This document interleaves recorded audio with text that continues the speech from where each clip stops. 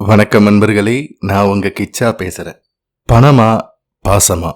பணம் மட்டுமே வாழ்க்கைக்கு பிரதானம் அல்ல.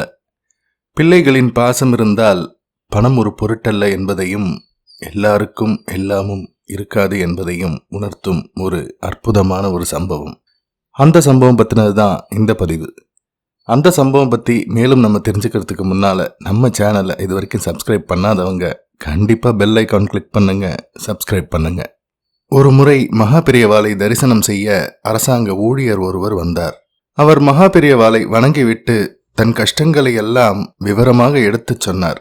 மகாபெரியவா, வாழ்க்கைக்கு ரொம்ப அவசியம் பணம்தான் போலும்.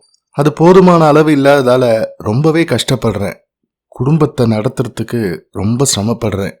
கடன் வாங்கி தான் குடுத்தனம் பண்ண வேண்டியிருக்கு என்று குறைபட்டு சொல்லிக் கொண்டார் அந்த அரசு ஊழியர். மகாபெரியவா அவரிடம், போதுமான பணத்தை குடும்பத்துக்கு கொடுக்கல அப்படிங்கிறதுனால உன் சம்சாரம் குழந்தைகள் எல்லாம் உன் மீது வெறுப்பா இருக்காளா என்ன?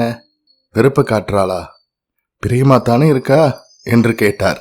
அதற்கு அந்த அதிகாரி, மகாபிரியவா, அவ எல்லாம் என் மேல ரொம்ப அன்பா தான் இருக்காங்க. எனக்கு லேசா காய்ச்சல் தலைவலி வந்தா கூட தாங்க மாட்டாங்க, நல்லா கவனிச்சுப்பாங்க என்றார்.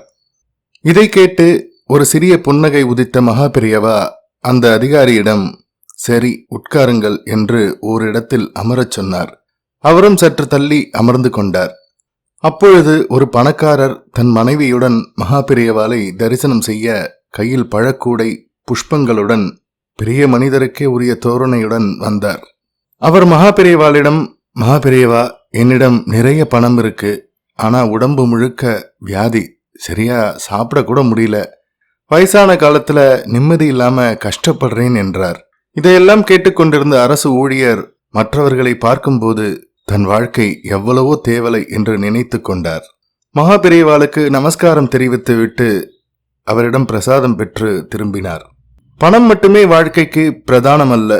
பிள்ளைகளின் பாசம் இருந்தால் பணம் ஒரு பொருட்டல்ல என்பதையும், எல்லாருக்கும் எல்லாமும் இருக்காது என்பதையும் மகாபெரியவா இந்த நிகழ்வின் மூலம் உணர்த்தி இருக்கிறார். ஜெய ஜெய சங்கர ஹர ஹர சங்கர.